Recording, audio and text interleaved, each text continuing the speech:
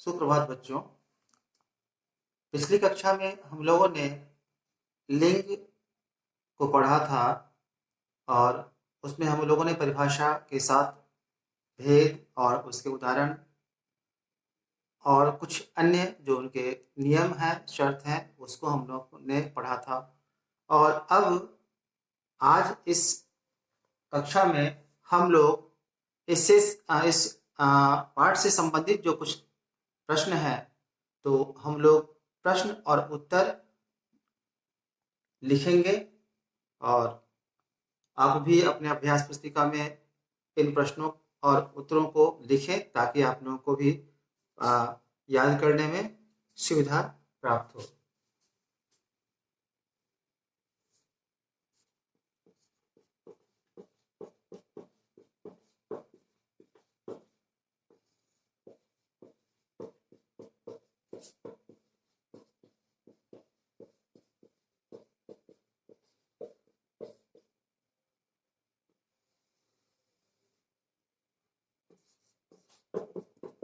प्रश्न संख्या 1,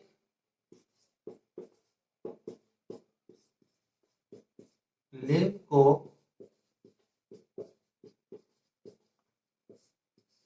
परिभाषित करें।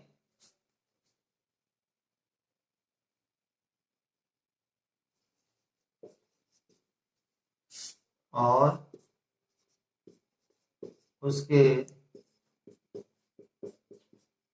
उदाहरण भी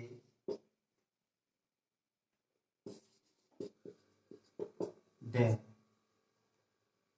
उत्तर कुछ इस प्रकार है। इस प्रश्न के उत्तर कुछ इस प्रकार हैं।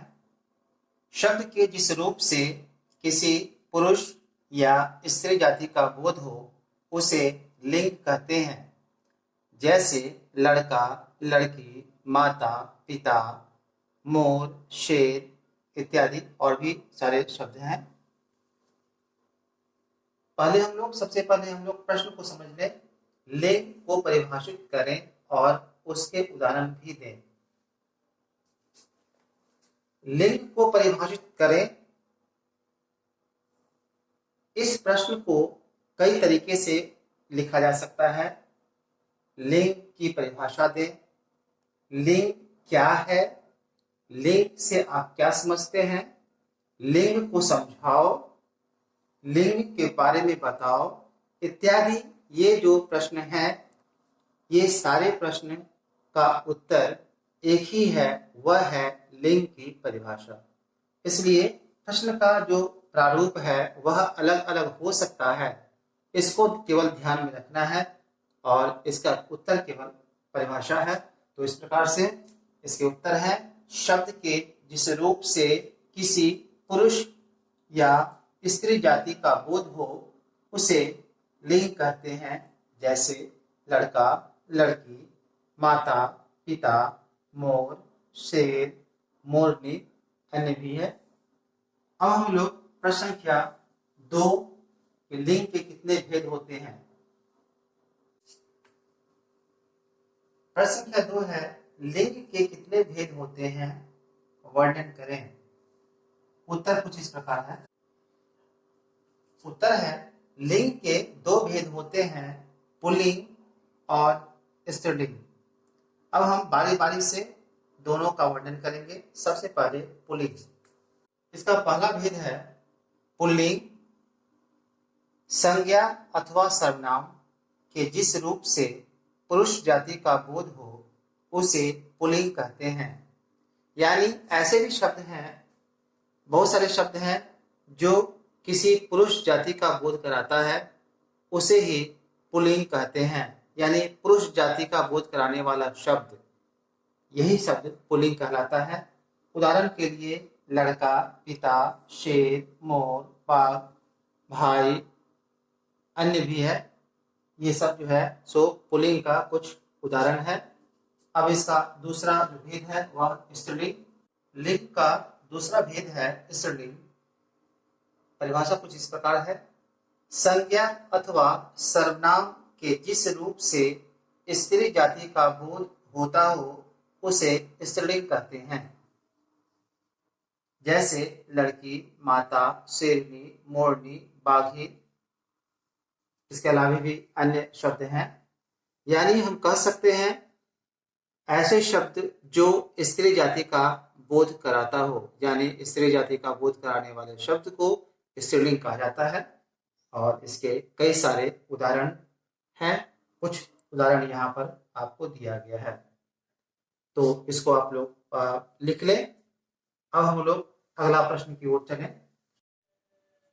इस पाठ से संबंधित प्रश्न संख्या 3, सदैव पुल्लिंग बोध कराने वाले शब्दों को उदाहरण सहित लिखें। यानी बहुत कुछ शब्द ऐसे भी होते हैं जो सदैव पुल्लिंग रूप में ही होता है, जब भी लिखा जाता है वह पुल्लिंग रूप में ही लिखा जाता है, इसीलिए उसे सदैव पुल्लिंग वाले शब्द कहे जाते हैं। तो इसका उत्तर है सदैव पुल्लिंग बोध कराने वाले शब्द निम्नलिखित हैं। पहला है दिनों के नाम।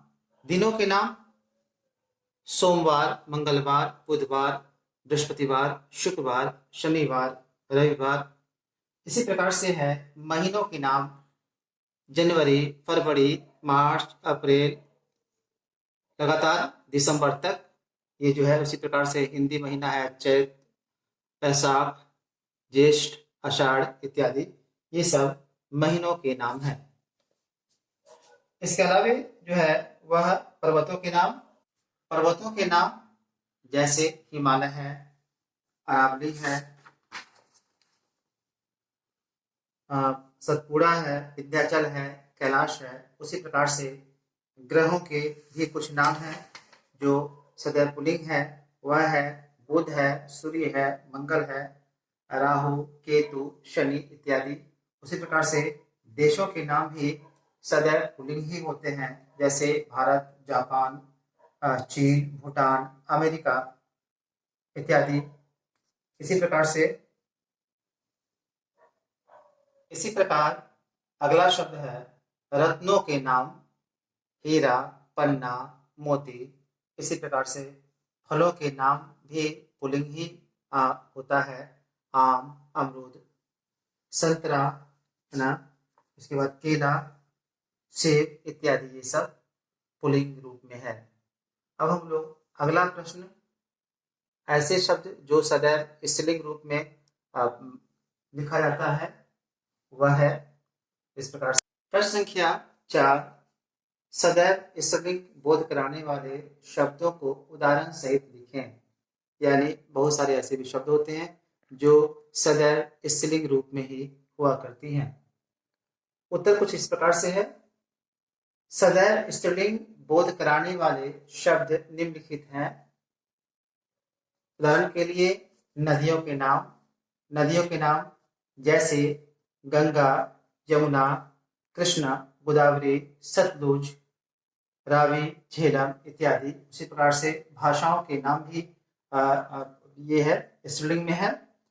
हिंदी, उर्दू, बंगाली, पंजाबी, आसामी, जापानी इत्यादि, ये सब है ना, ये स्त्रीलिंग रूप में है। इसी प्रकार से जो है अगला जो शब्द है वह है तिथियों के नाम, जैसे एकादशी, पूर्णिमा, पंचमी, अष्टमी, षष्ठी, अमावस्या।